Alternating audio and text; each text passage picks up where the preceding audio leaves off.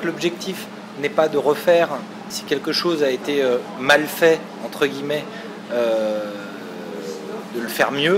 Et c'est vraiment de conserver les pièces originelles, quitte à, si elles sont cassées, les juste en fendu en deux, les recoller avec un collage à graisse silicone qui permette la réversibilité de l'intervention, en partant du principe que demain, dans 100, 150 ans, on aura des principes de conservation qui seront plus aboutis et qui permettront de mieux conserver, de mieux restaurer les vitraux. Aujourd'hui, sur ces 154 mètres carrés de vitraux à conserver, l'objectif est vraiment surtout de les nettoyer avec la plus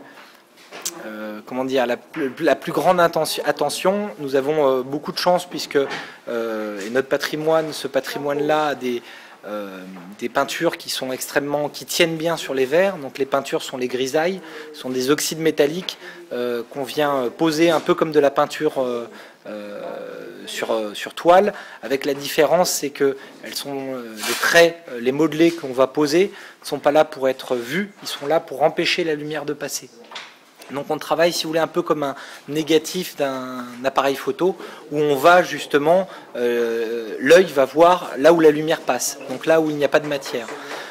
Ces peintures, si elles sont mal réalisées, mal cuites, pardon, où la grisaille est de mauvaise qualité, ce qui va se passer, c'est elles vont mal se fixer sur le verre et au fur et à mesure du temps vont partir, et du coup on va avoir un manque de grisaille qui va s'étioler au fur et à mesure.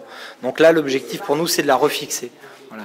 Mais sur ce chantier-là, l'intervention a lieu vraiment dans de très bonnes conditions.